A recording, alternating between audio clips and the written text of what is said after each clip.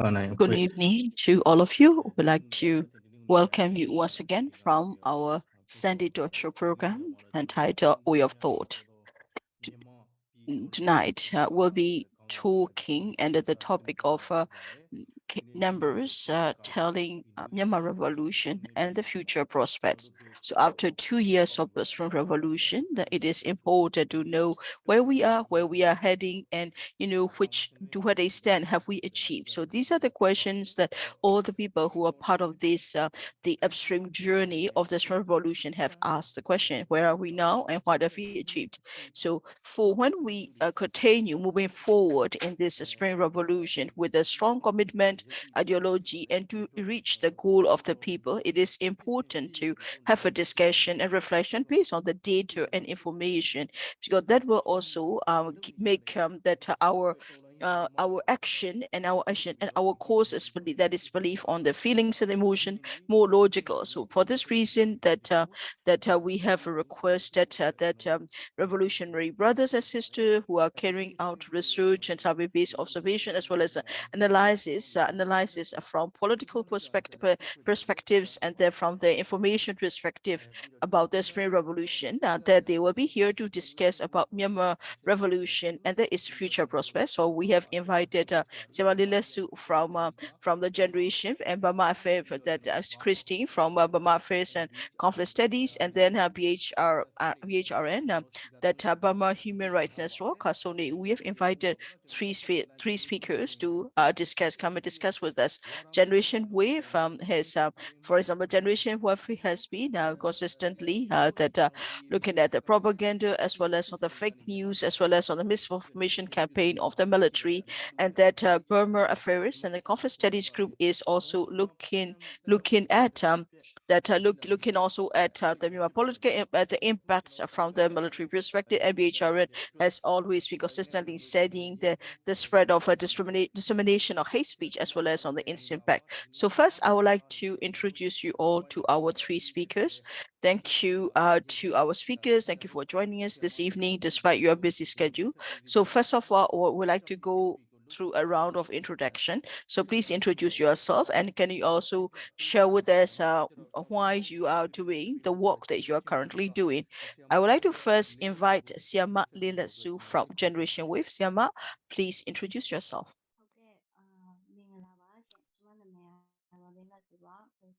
Thank you. My name is Linn. I'm from the Generation Wave, and since 2007, the Saffron Revolution, I have been politically active and working in the struggle to take down the military dictatorship, and also to for the rule of law, for the change, for the political change, and I have always been politically active. And why am I involved in this political activism? Is because during the Saffron Revolution in 2007, we have seen that non-violent Buddhist monks who are demonstrating against the military regime and the students, and I have seen the military, arrest, shooted, and then target, shooted, beaten, and arrest these non-violent protester, and that's in a way reinforced my commitment for the removal of the military dictatorship. Since then, I have always worked on the building peace as well as on the rule of law in Myanmar. I've always consistently engaged in the struggle of Myanmar for democracy. In short, I am somebody who is committed to justice, and I cannot stand see injustice happening. And that since after the coup that of the military junta, I have been contributing to the revolution in the small ways that I can. That's all for me. Thank you. So next, I would like to invite Siama Kristen from BACS. Kristen, please introduce yourself. Thank you. I would like to say thank you to People's School team for inviting our organization to participate in today's talk show to talk about the data and information telling that story of Myanmar Revolution and the future prospect. Our organization was established during the revolution in February 2022. That a group of young people get together. We were in the protests and the peaceful protests. And when we got cracked down, we started to realize that security is important, safety is important. Before, our focus is on in Yangon. In Yangon, we started doing that.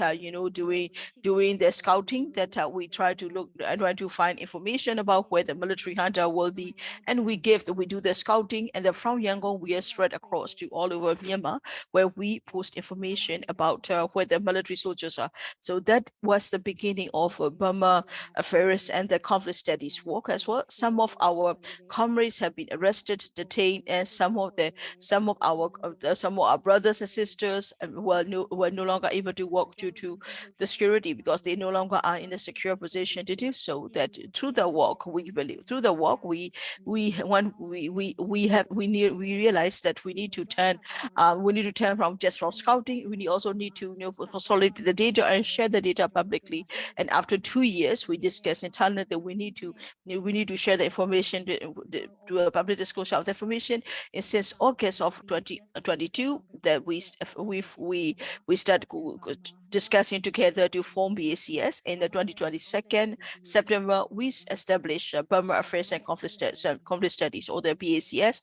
With the information that we have been collected, we try to share the information public with the people. That before we exist as a UG, the underground movement. We don't even have our own Facebook official page. We're just working very discreetly to support other regions better. Only after, although we have been active since the coup, since 2021, we only became formally established in 2022. And if you ask us why, because we see that there has been a bit of ups and downs when it comes to public interest and the support in the Spring Revolution. It is important.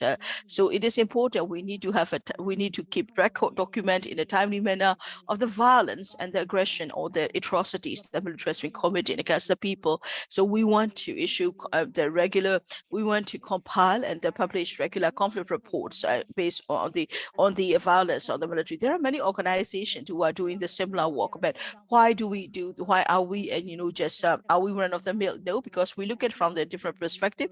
We are trying to make it from the perspective of public awareness raising and the public understanding. So from our organization, so what we do is that we keep our reports very short and simple, and then we also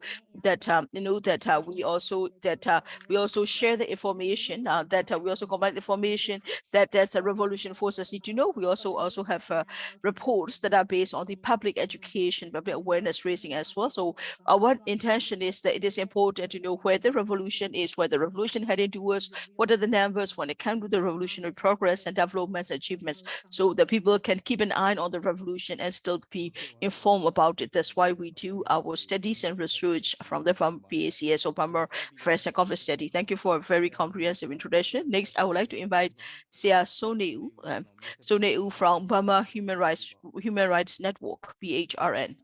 ဟုတ်ကဲ့မင်္ဂလာပါဟုတ်ကျွန်တော်ပထမဆုံးဒီ So, good evening.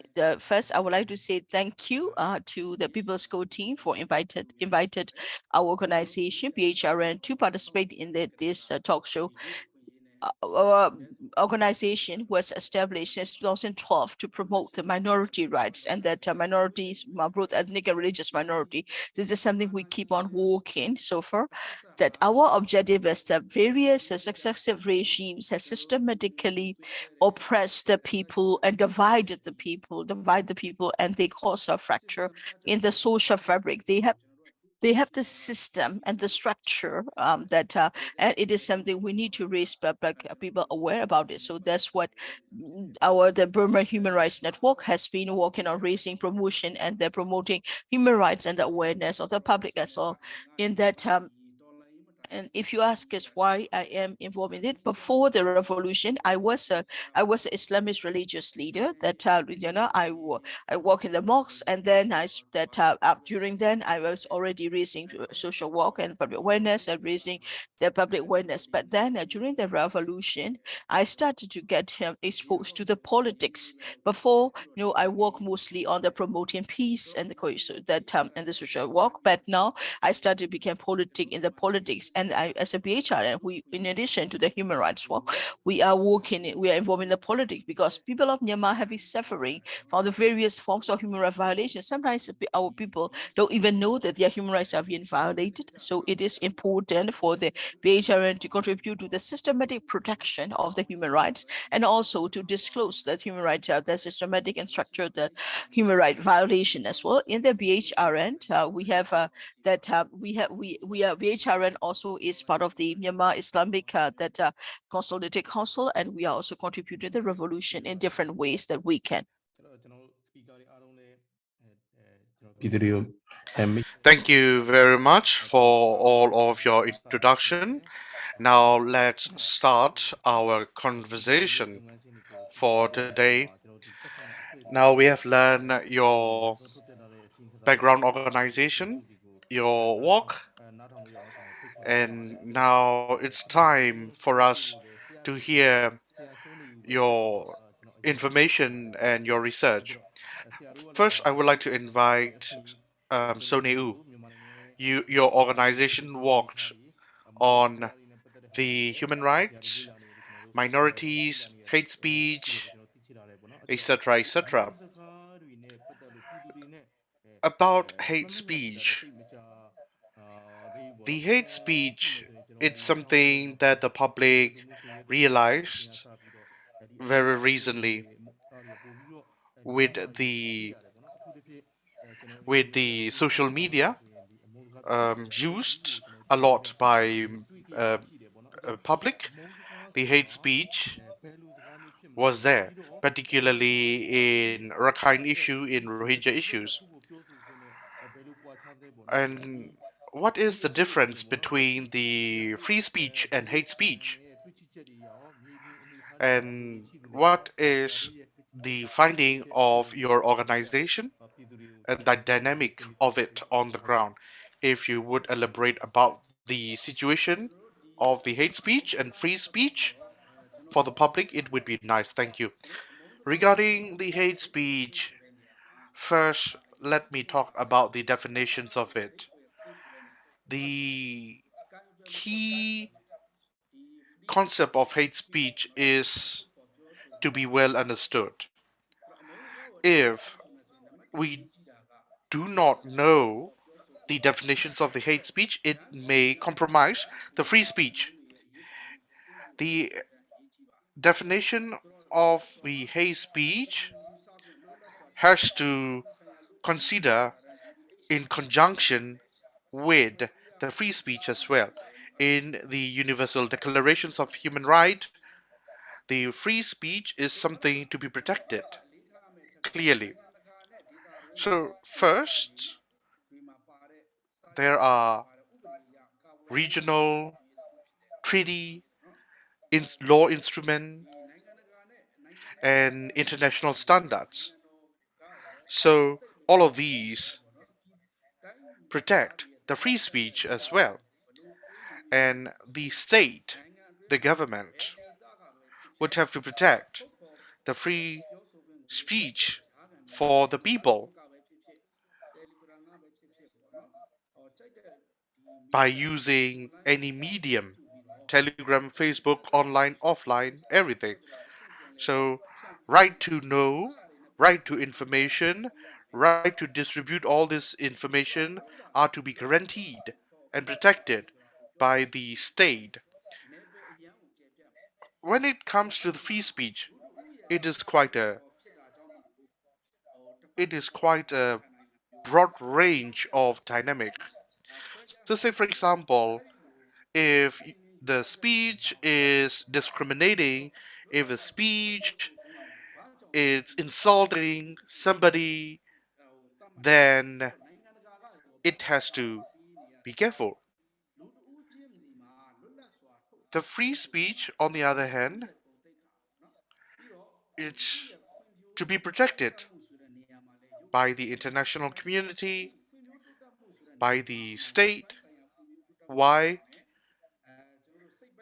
It has direct and indirect impact on physical well being and mental well being. For a human life, the human life is very much rely on the information for making decision, for how to live their own life. So it is very important for people to express what they think and to get information when they want. So this is the job of a state to make sure there is a enable environment for that.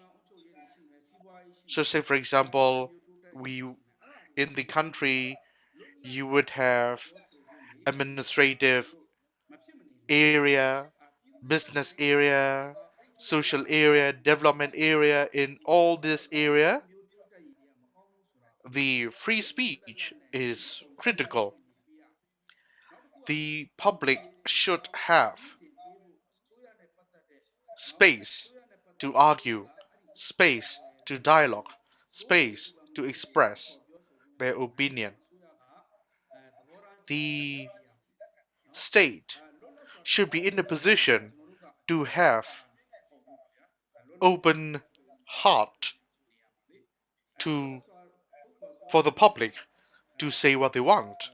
Of course, it is not absolute right for people to speak whatever they want, but there are also some limitation.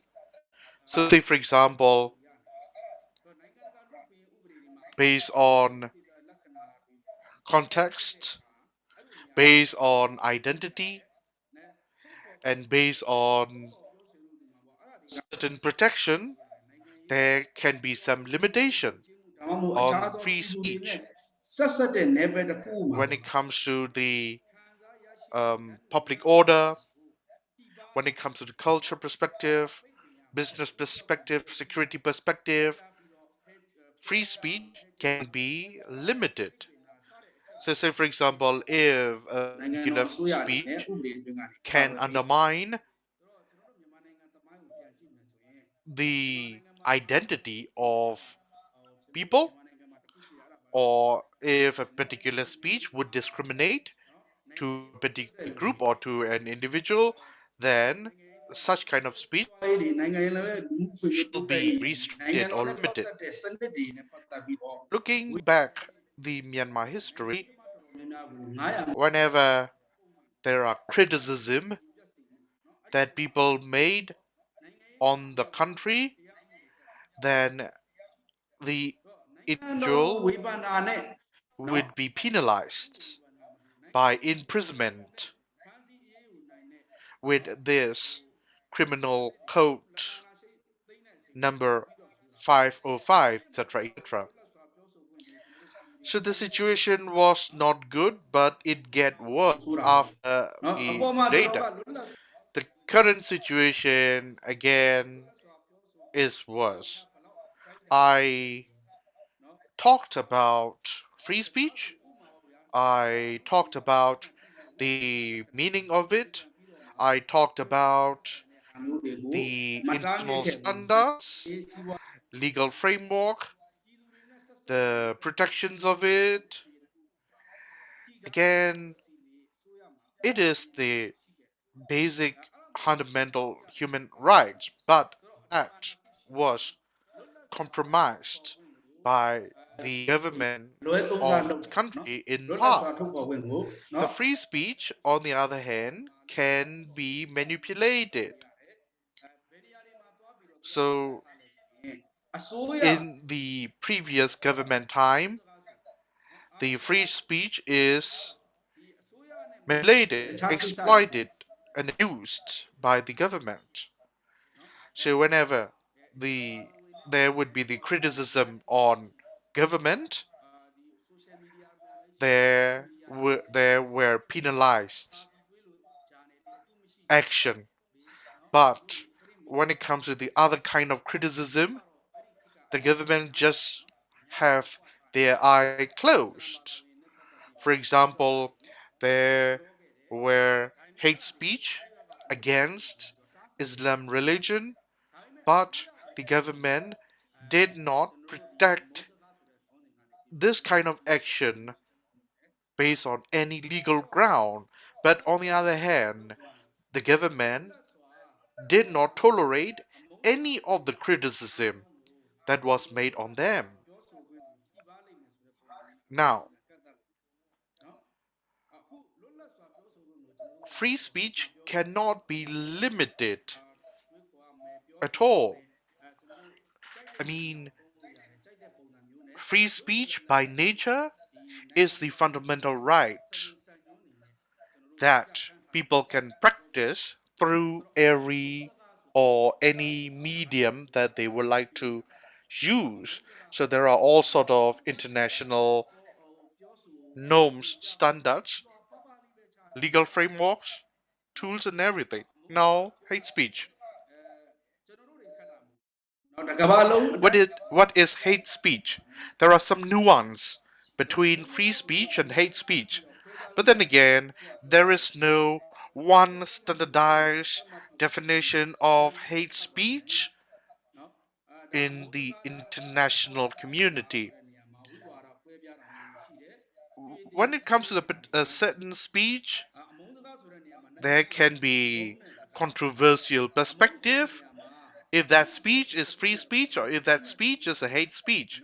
But what I would like to say is that if a particular speech is aimed to a particular individual or to a particular group, but ignoring every rights that is respected by the international community and has discriminatory and hate sensation, then this can be the hate speech. The hate speech can be very emotional issue, can be in the form of arts, in the forms of digital media, in the form of written forms. So the hate speech can be a tool used by a particular group in order to attack other group deliberately, to discriminate, to limit, to outcast, or to attack, or to insult, or to hurt and to harm, then this is a hate speech. So for Myanmar contexts, we have minorities. The minorities could be oppressed by the popular nationalism, then this can be a form of hate speech as well, based on race and based on ethnicity. The particular minority could be attacked in any form, then this can be the hate speech. So, for example, for individual, Islam individual could be portrayed that they will pay money to buy wife, then indeed this is a kind of hate speech. And another example could be that we have this religious day, and in this religious day, people might ask me, the non-Islam people might ask me that, where would you kill the cow? And I would be told that um, where you practicing how to kill cow in the mosque, and I would be told that Islam individual always thirst for blood. So these definitely is the hate speech, definitely. So for example, um, they would non-Islam individual would told me that Well, you know what? I understand jihad is just simply to kill the non-Islam people. Is that correct?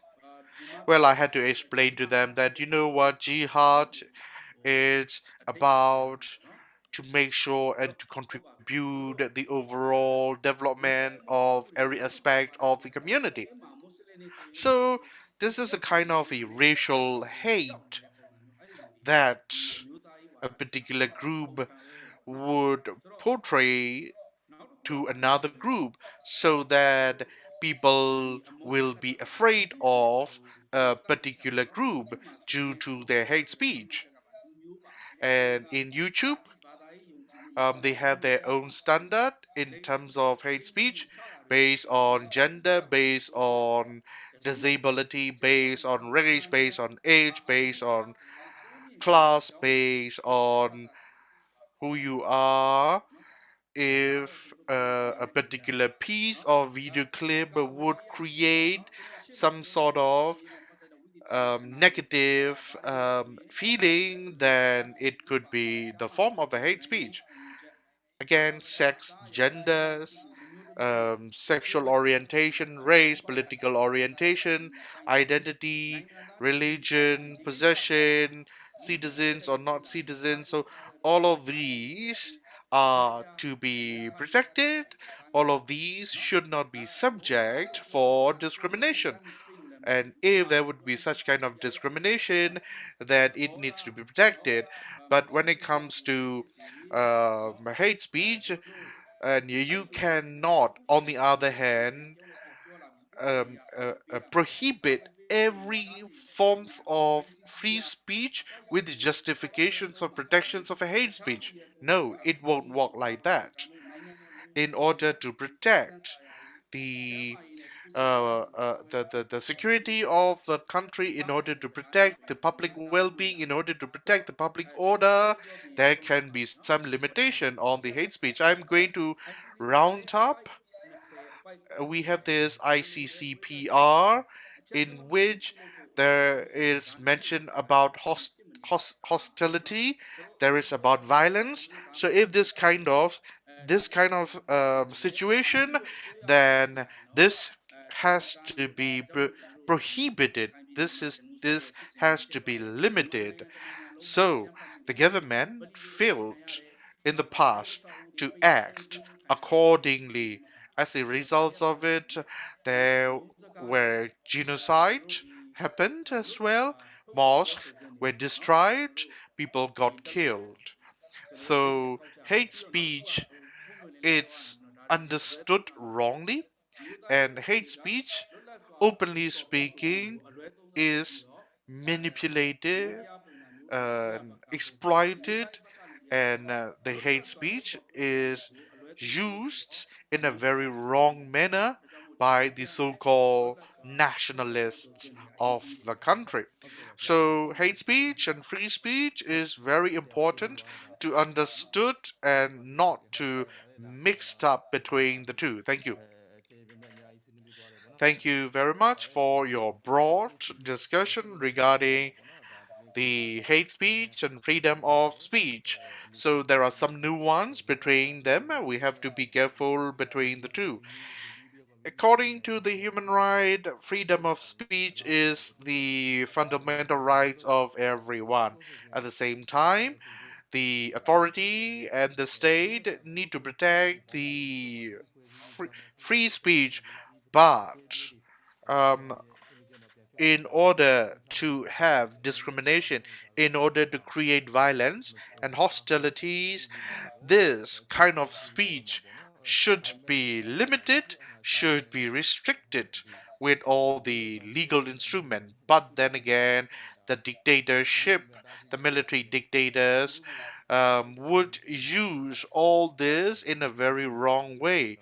They will penalized if they were criticized, but other than that, they will fail to protect their very negative speech or hate speech if there would be happen on the ground. Now, I would like to invite Christine for your organization. In May, there were reports that were launched. There are some um, useful information that we could learn from the report as well. Now we have the Spring Revolution, in which we are maneuvering the destination that every citizen of this country wants. So, what is the dynamic in terms of threatening the winning of the revolution these days? What does your figure say? Thank you. So right now that BACS, what we do is we are doing regular that an observation and monitoring analysis. So what we do is that so we look at that situation of the defensive war that between the people, and that what we keep an eye on it. So because this is a revolution, so we also look at not only at the fighting, the battles on the ground, but also we are also looking at the strikes on the ground. We also look at the propaganda movement of the SAC, and then we also look at the sham election that the military has announced. We call it the illegitimate election that about the election, what the military is working on with the election. So this is also something we have been looking at. So we usually issue 3 reports that every time, and then here I'll be focusing on the conflict related points as well.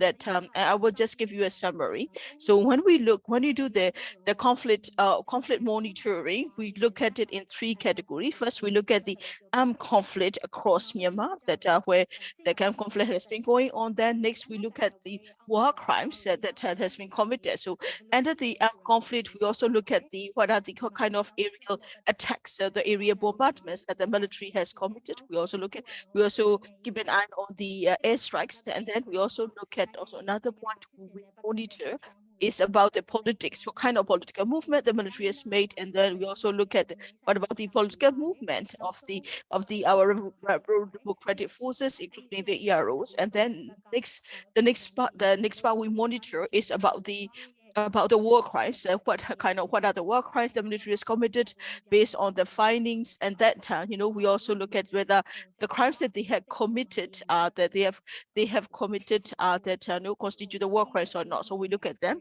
And please excuse me because I'm having technical difficulties trying to make the graph visible. So in May, that we had issue a report that it's been a while since May. So very soon we'll also be releasing our biannual report.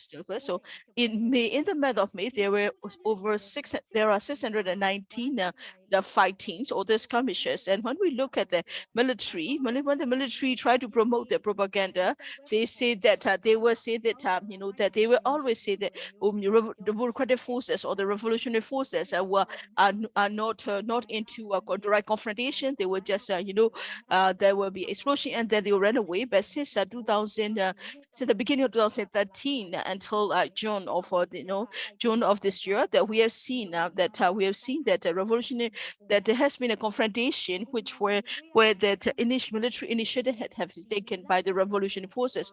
In the month of May alone, we have seen 619 combats, and then we also have that fighting took place in 134 townships across Myanmar.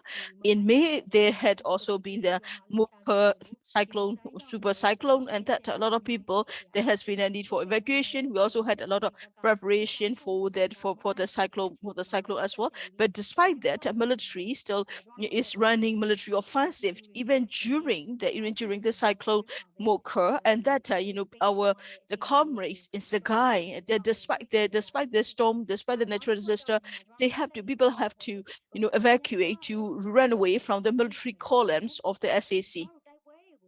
But in the later years, at the later time, it will be also be easier to understand as well. When you look at this over 619 the armed conflict, the blue color shows these are the battles waged by the revolutionary forces and red by the military. And that when we see the military, when they do this, they call it the security clearance.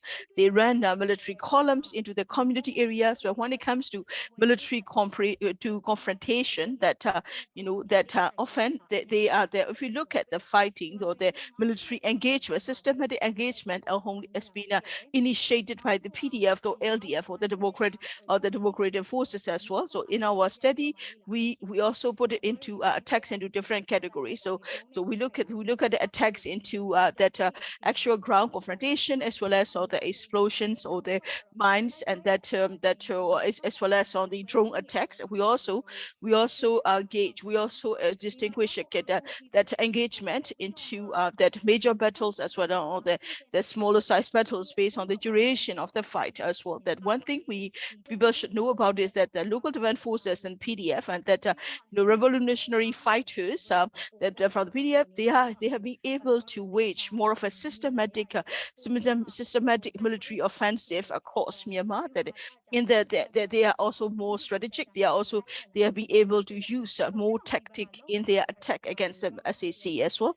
So when we try to look at whether the military has been able to do so, and that time, that military can only do artillery, or they have their fire support by using machine guns and heavy guns, as well as on the area airstrike. But we cannot do the airstrikes.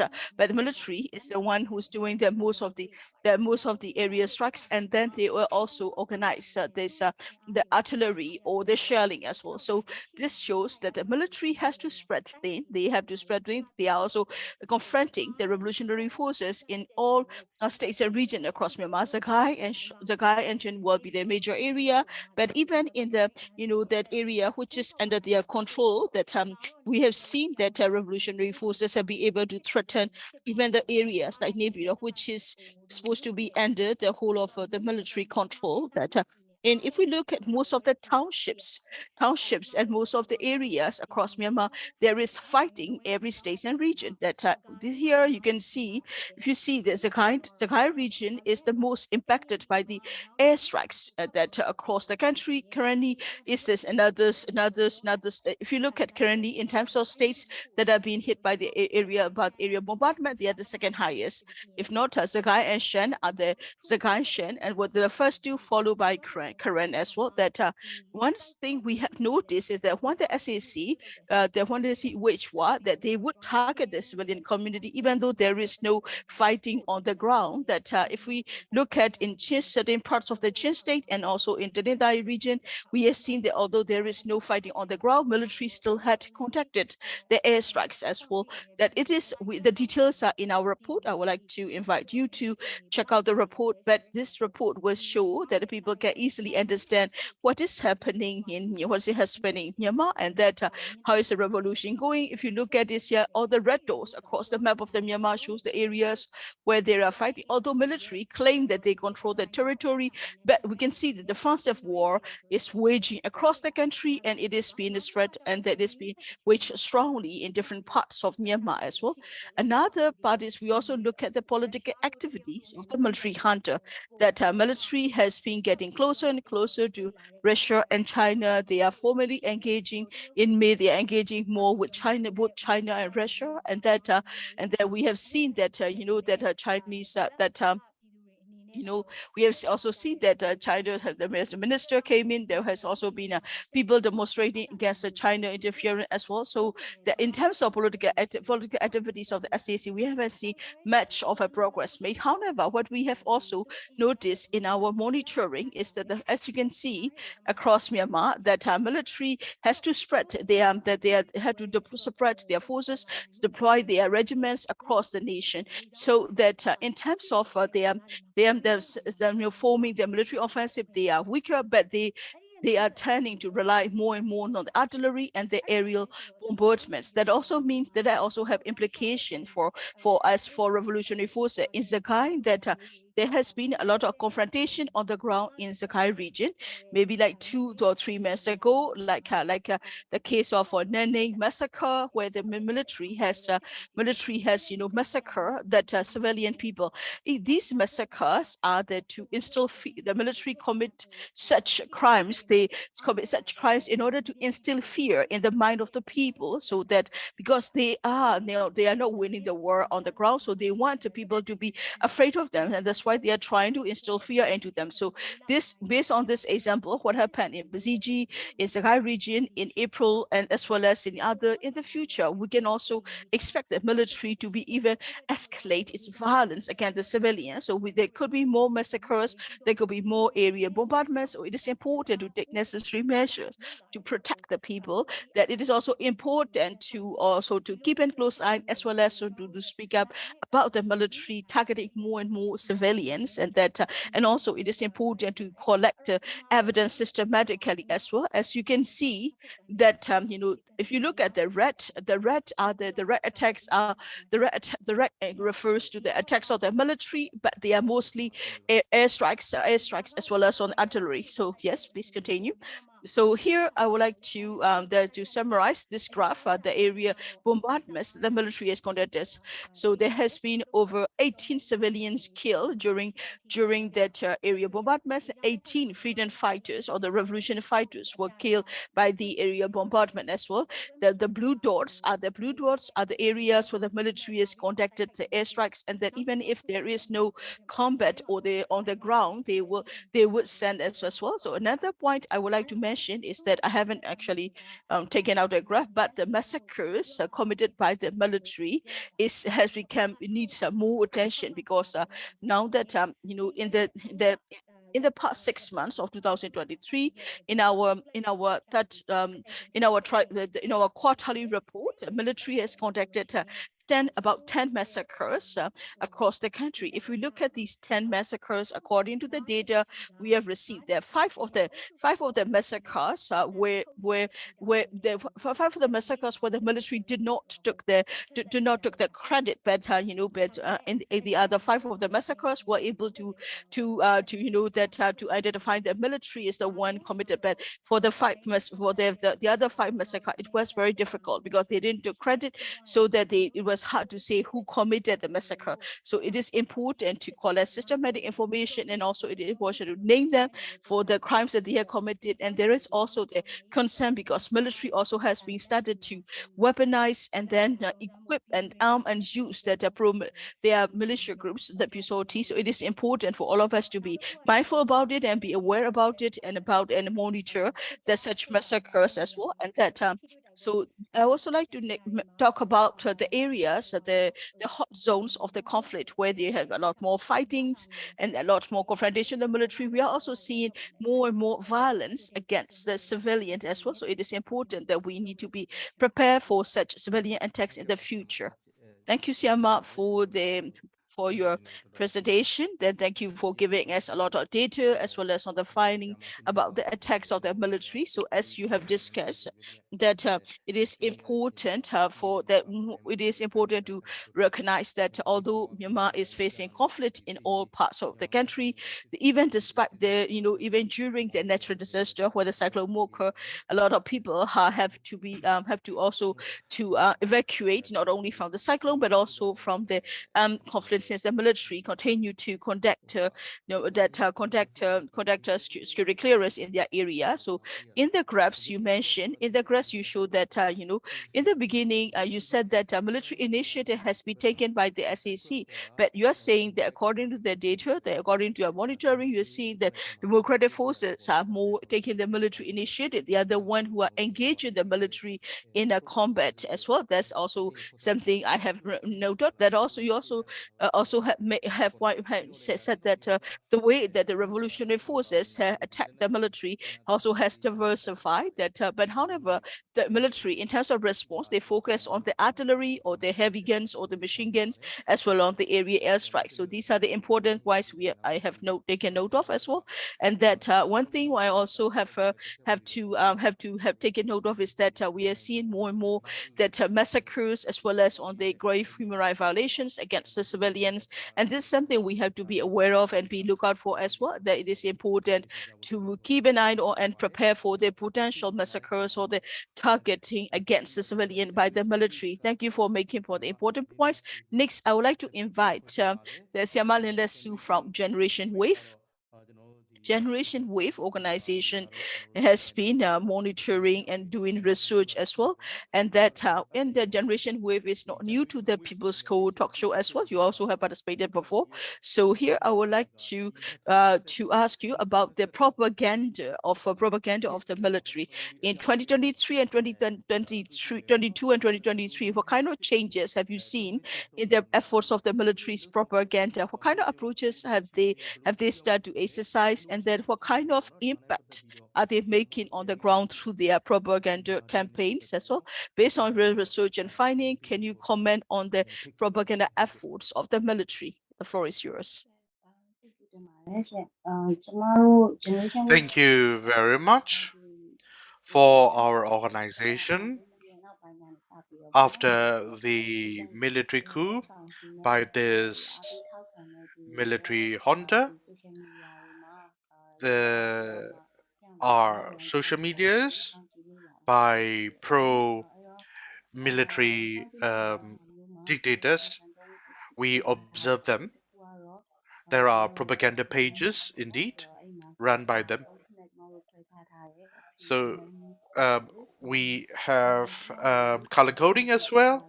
The white, black, and gray. So this is how we walk in terms of our observation. In May, this is the statistics and graphs that we came up with for our propaganda observation. We have the white, the black, the gray. The white is the facts, the real information. So say for example, the the there are real information such as casualties, and the black is the fake news, and we have the gray. The gray is the mixture of the real information and the fake information, but yet they use this kind of distorted information for the propaganda. So it's half true, half fake, which is the gray. And the SAC use information to inform to the soldiers, to their families. So this is one of the objective that they use for their propaganda. Sometimes they use propaganda for the public so that the public would believe them as well. But in 2022 and even in 2023, they use the techniques of missing between the fake news and the real news. So in the past, they used the fake news a lot, but once the revolution organizations got stronger, and once the creditable news agencies are informing to the public with all this strong real information, the military realized that they had to change their tactics and strategies. So they used less fake news, but more the distorted news or an information, put this way. So they target NUG supporters, they target ethnic revolution organization, they target individuals, they target public, and and they also attack NUG, they also attack ethnic armed organization, they attack individual, such as they would say that the blame is to be put on Dawn San Suu Kyi. She did not cooperate in the dialogue before the coup, whereas the military wanted to talk to her. She refused, so that's why coup happened. So this kind of distorted news were used. And there are also distorted information as a propaganda for the soldiers and the families of the soldiers. So they will have this kind of narrative, such as the military is having this situation, trying to protect the religion and the nationalism of a country as well. And they would also distort some kind of information saying that if there would be a particular murder, then they would blame the the the the the armed revolution organization, and they would divide and rule um, for the revolutionary organizations as well. And there are also military supporters contributing all the distorted information.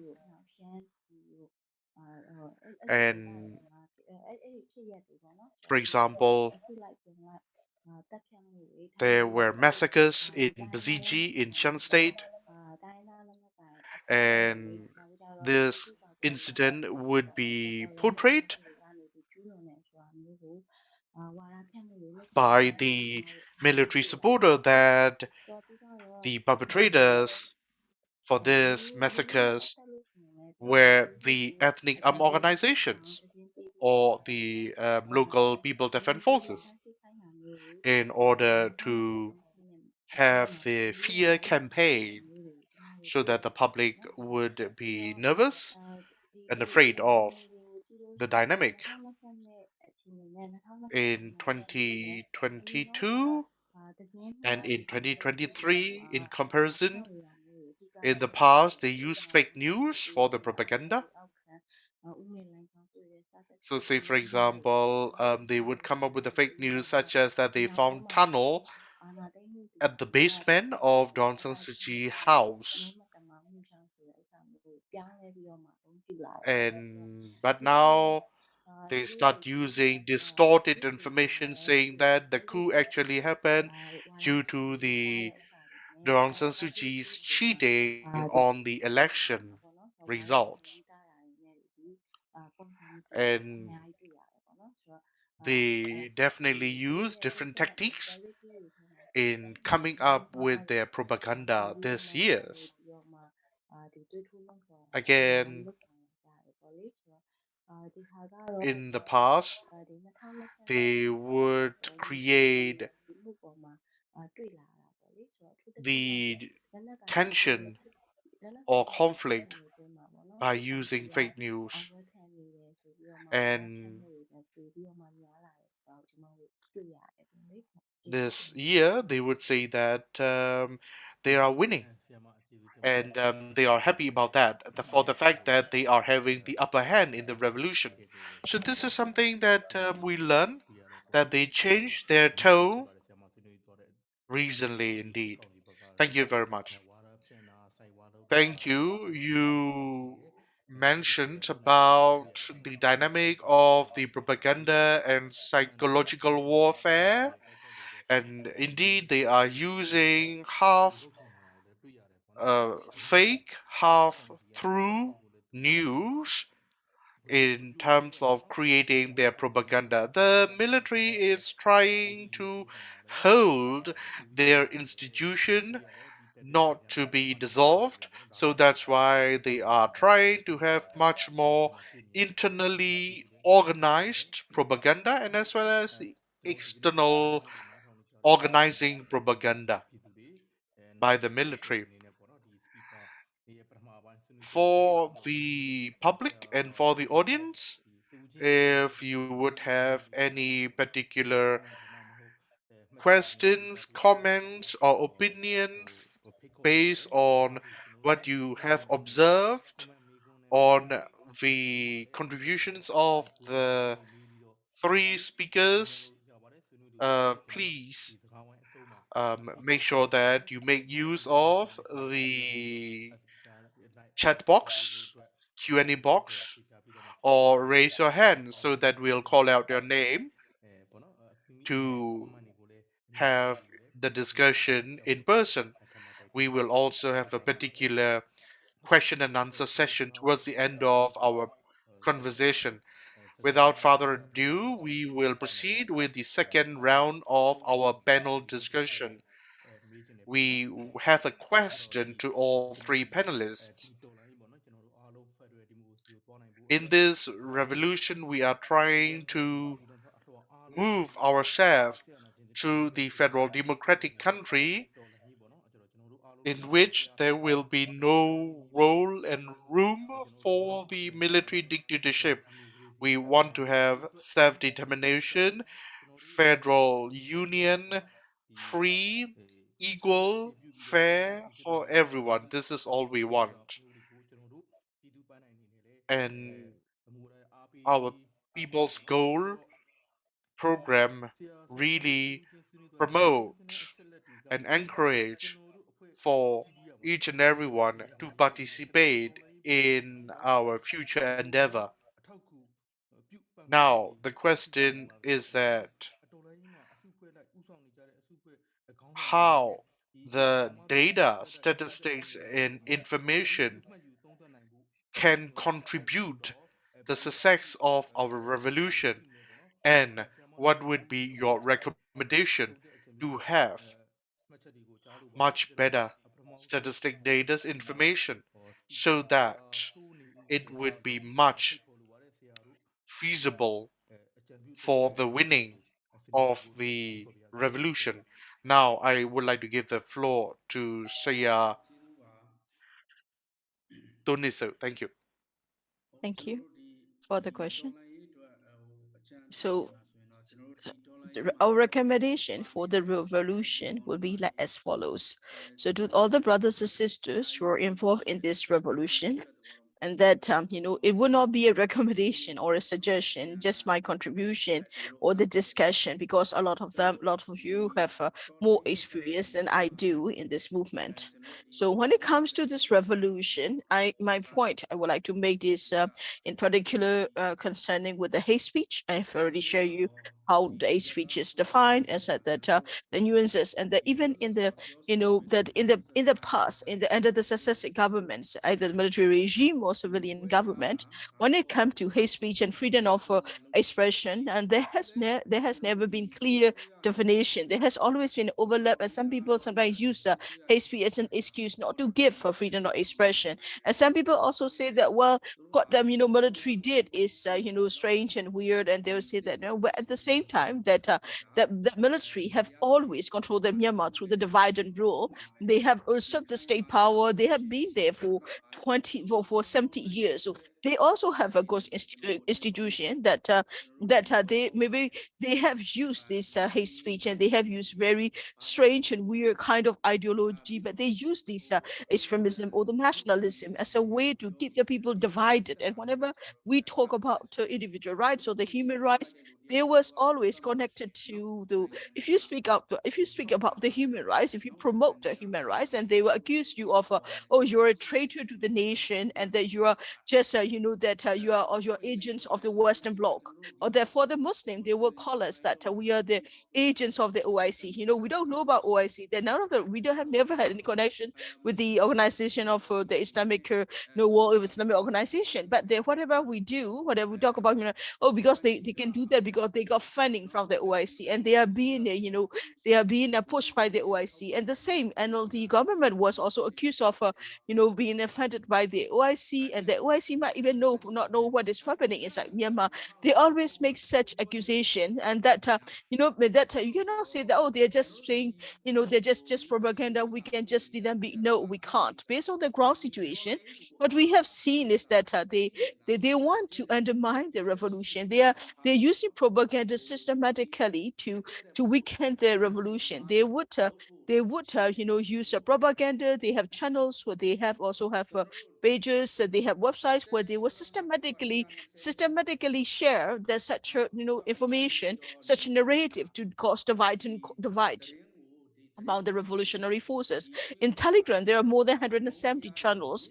These pages, they were posting information to information. They are posting like thousands of posts from the different channels, and then some will be differ, some will differ a little, but everything will be intended towards causing people divide, and that undermining the strength and unity of the revolutionary forces. We cannot underestimate our enemy, because our enemy have been there for many years. They have been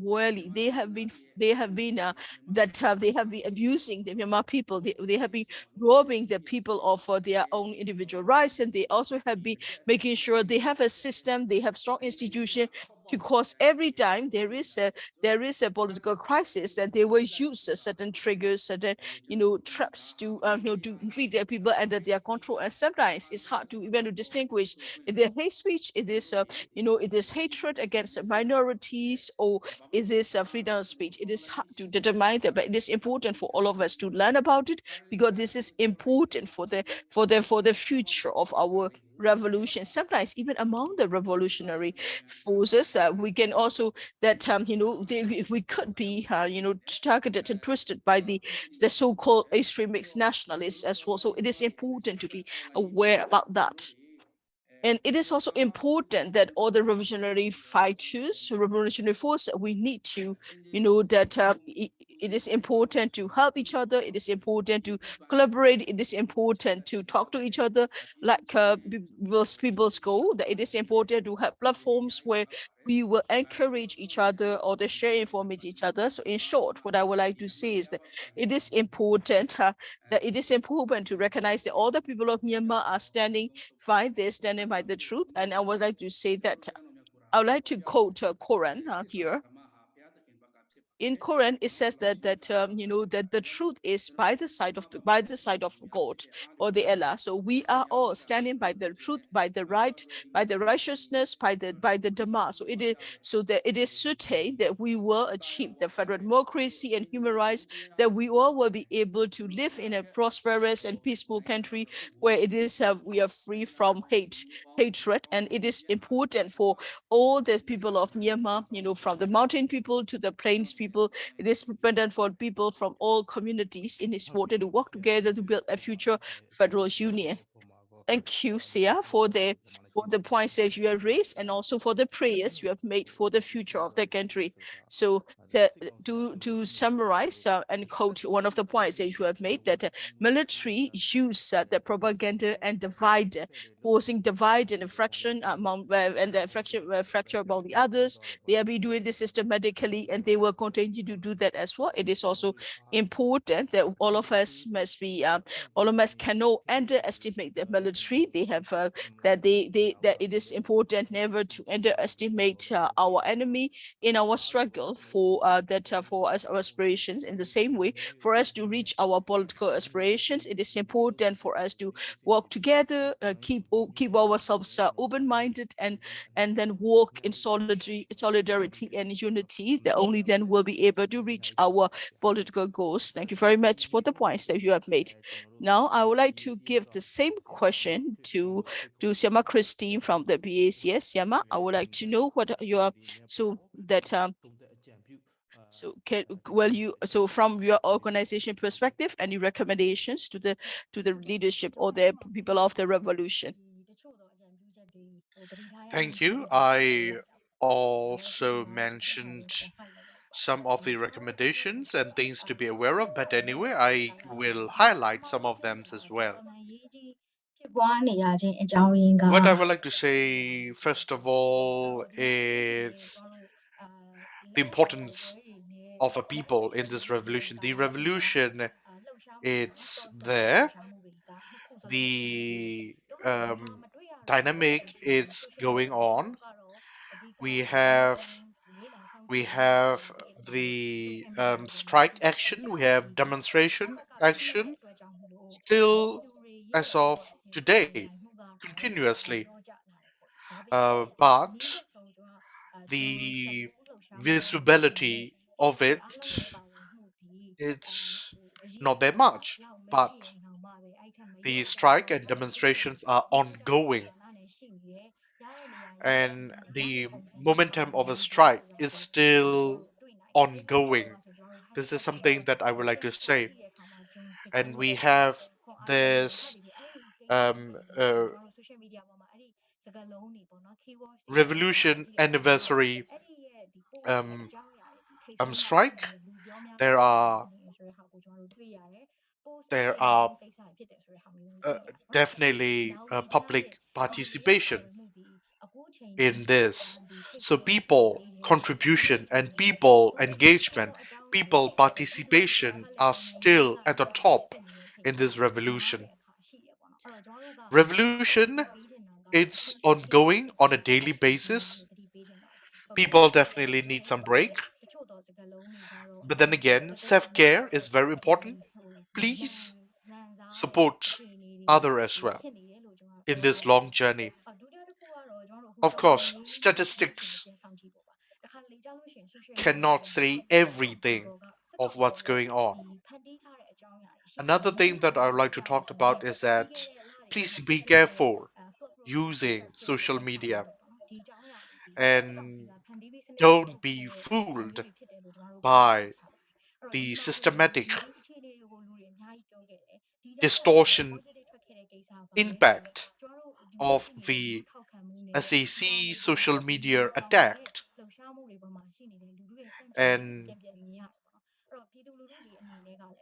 whenever there are some social media campaign by the SAC, the public are required to be critical in what they are reading, in what they are seeing. It is very important that the public know what they want and know where they are going.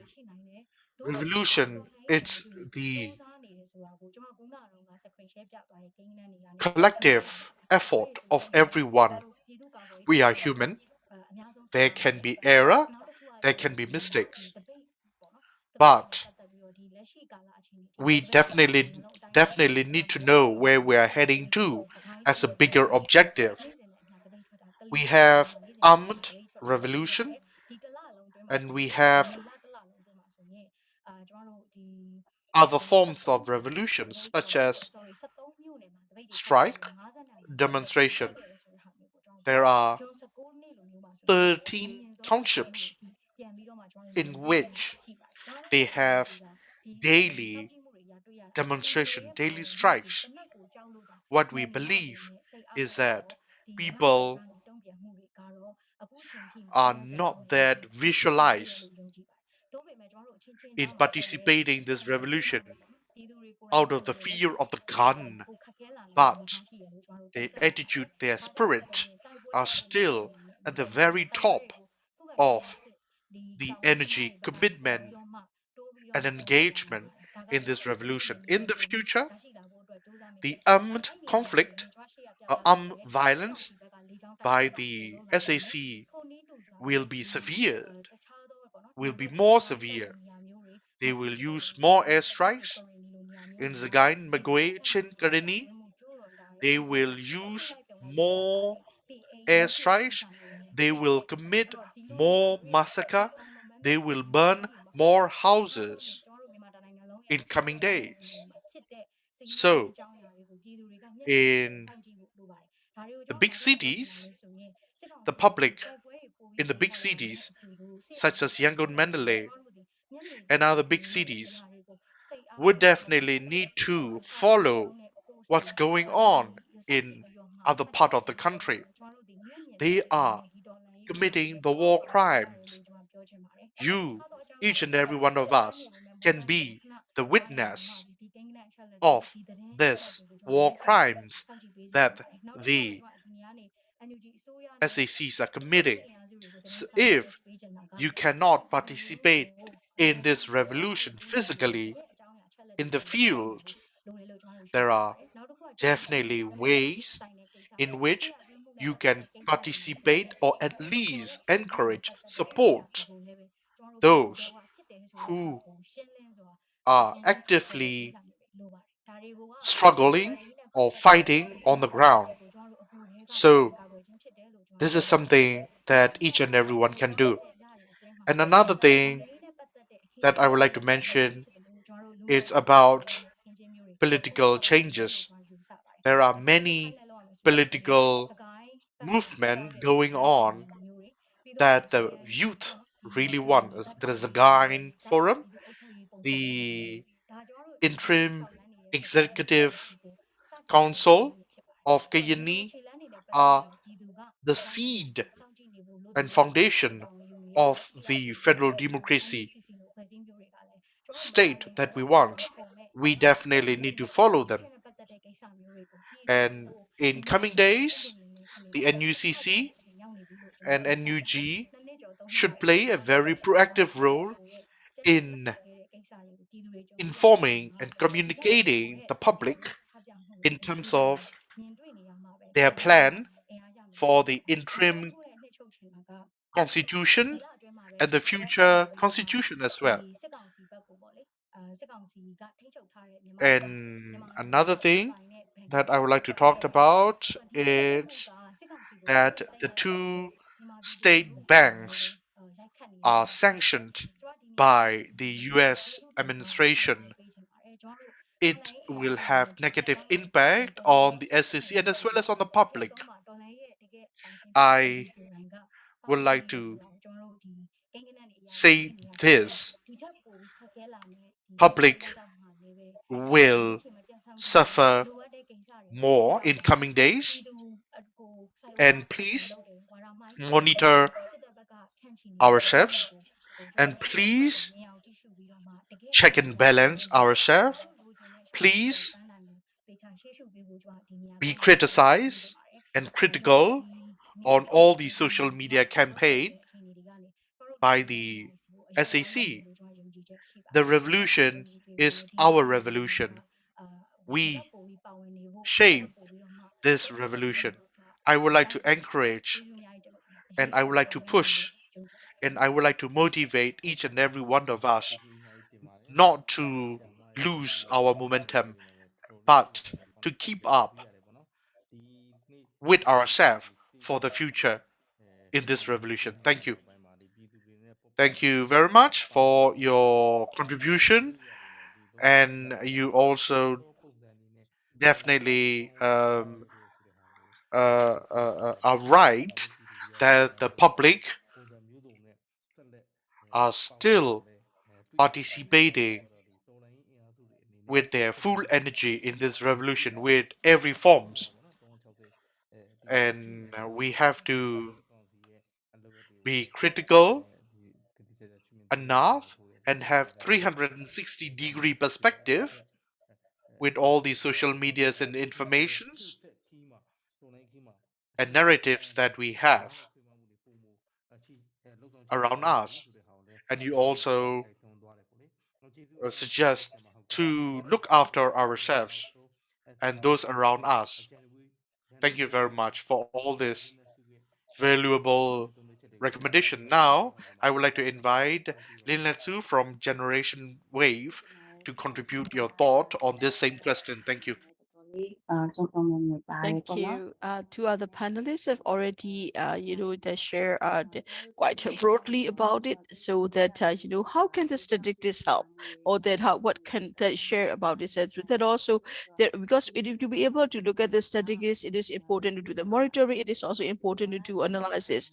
But we do a lot of that, and that one that this way that we'll be able to keep an eye on it. But that's why military has not been able to use the fake news in their propaganda campaign. That's why they're using that half truth. They're using some true information as well, and that they mix it up with the fake news. And that's the how the way have that changed their propaganda method, because it's less effective on the people. They need to confuse the people more. They need the people to be misled. That's why they're missing a bit as well. And we're seeing these trends, these changing trends in terms of propaganda in the movement as well. So that the way the military has always been running side wars and the propaganda, and they're not even that the people, they also do that propaganda against their own very soldiers and the families too. They also use oppression as a way to do that as well. Like for example, that they were so that they were used they were monitor them, they were also prohibit them as well, that they were also use the press media. They have give a very rigid control on this as well, and the other print medias and that other forms of social media or they use will be sharing their narrative or their propaganda as well. So I think it is that time, and they also have make sure that other independent media cannot speak up much about them as well. Even the private media does not have independence. So that military is that they use oppression to oppress as well as to run their propaganda campaign, and that's how they have always been doing this as well. That for example, like, even if there are a lot of casualties, and that if the SCC soldiers are like getting killed in the fighting, even if there are soldiers getting killed, they were in their propaganda channels they will say, we are winning the fight, we are winning, we are capturing the bases. They would do this kind of they would turn this completely around. And these data are that's one they were like shared quite broadly with the people. So on the one hand, the independent media do not have access to the people. People are not getting information from the independent media, and yet you have like military control, propaganda sharing a lot of information that they would know that when the information about that where the military, they are also listening that hearing information that that they will be like the burning of the villages or the torture, arrest, or the killing. So there are also factors. There are also people, soldiers who have who have show up and then said it for the people. But however, that will not be covered in the media publicly. So what I'm saying is that so these are these can be say like the changes or the people, the change in the position or the factors that are cannot be say partly due to the information that have been received. It is important for people to receive the information, that there are many efforts to bring data to the people, to statistic to the people. So it is that important to, I would like to, it takes a lot of efforts and a lot of time and energy. I think it is important for the Russian leaders to keep an eye on the data that has been released by the people as well. And when they talk to the people, when they inspire people, when they give hope to the people, they can also refer to the data that we have collected that will be useful indeed. Thank you, Siama. Thank you for the points that you have raised. Then I would like to so here I would also like to share with you a comment, so that I would also like to listen your perspective as well. So please give a summary point that what about the no that hate speech among the different revolutionary forces, like personal attacks or the smear campaigns. How do you see that? Do you also study what other revolutionary forces are doing to other members of the revolutionary forces? Have you noticed anything about the smear campaign or attack against organizations or the attack against the individuals? What about that? Did you also study that? Can you also share?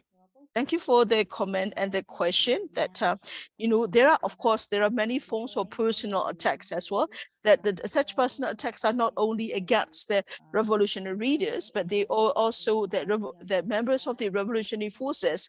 Each and every one, they could be targeted by the military as well. They could be targeted socially. They could also be criticism against them, like personally as well.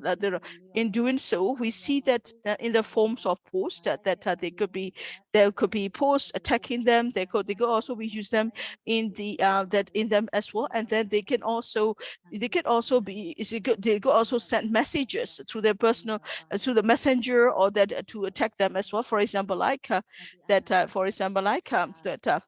so they were often like, as I've given example, like they would say like, oh, Aung San Suu Kyi is to be blamed for this coup because she was too selfish, and that caused the conflict. Say, for example, like that as well.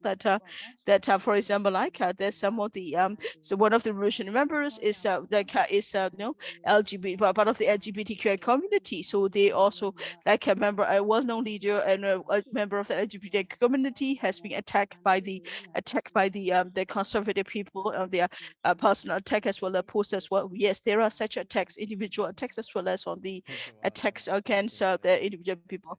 Thank you for the answer.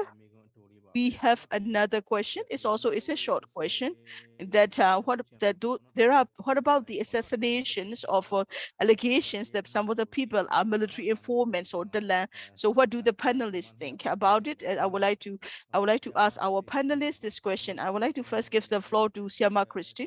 That what do you think about that during the revolution there has always been a killing, assassination of the military informants of the land, and can you give a short answer to the point? What do you think about these assassination and killings of the individuals? Well, that's quite, I will try to answer, but this is a large question. Often it also depends on the how the news media also portray such incidents. It will depend on that as well. So far, revolutionary forces have revolutionary forces have never defied the word, the land, or the military informant as well. So that we usually monitor them as the civilian being killed as well, and that sometimes we also see that in the urban guerrilla warfare. If we categorize it, is that the question is that the land or the military informants. I will understand that what do you when you say the land or the military informant, are we what level are we talking about it as well? We distinguish people between their combatants as well as on the civilian. We also distinguish between those who are part of the military governance system or military administrative system. If the question is that distinguish that, then we'll be able to answer. But during the over 2 years of revolution, we can see the casualty of the civilian community is quite high. It's hard to say, but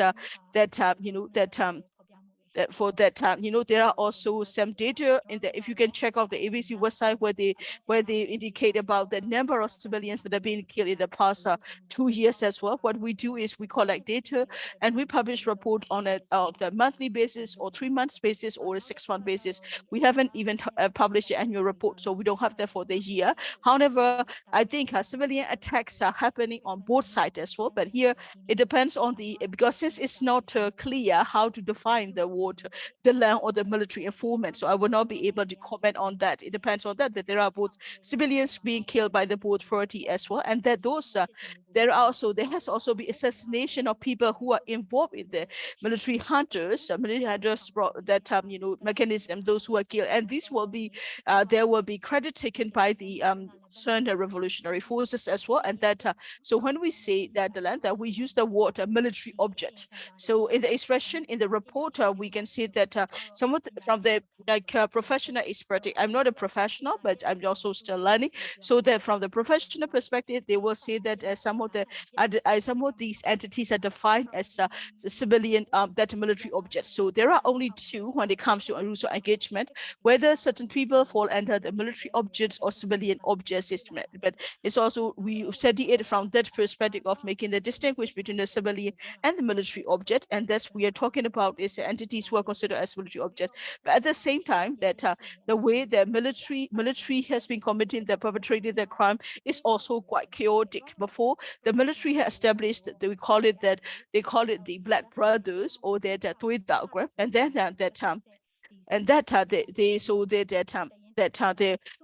there are also so that there were also that PDF also formed them as also the groups, and that train them militarily to do that. But then we have also seen that the military use that they were arm and they train their militia groups as well. Back around 1988, they also have formed like the Madapwe. Now they are forming that Tuidao or the Blood Brothers or the Pisoti, which are militia groups trained and armed by the military, and they form them as militia groups to follow their orders and to act in their stead as well. Whether these Pisoti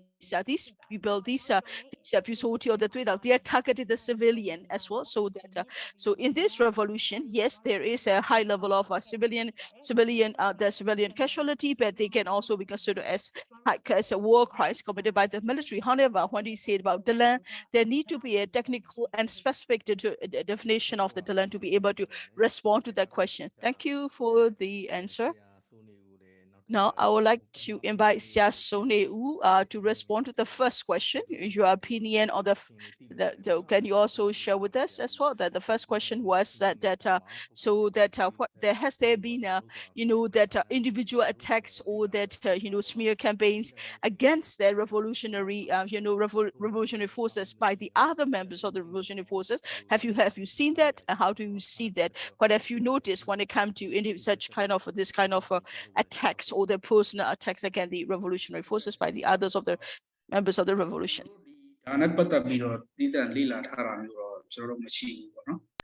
We don't have such kind of specific study, but let me share my personal opinion. Revolution is such a huge undertaking, huge responsibility. Revolutionists sacrifice everything. The revolutionist is a human. Human make mistakes. Human criticize. And human attacked. And human suffer from all of this as well. And the bad guy will attack the good guy. So this is the nature. In May, there are many incidents.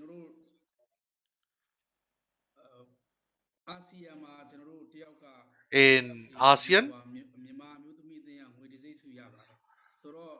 the ASEAN Sea Game, the one of the Myanmar women sport team got silver medal, but then the men's team were criticized that they were no better than the women's team. So I just give you such an example, right? A small example that people attack each other.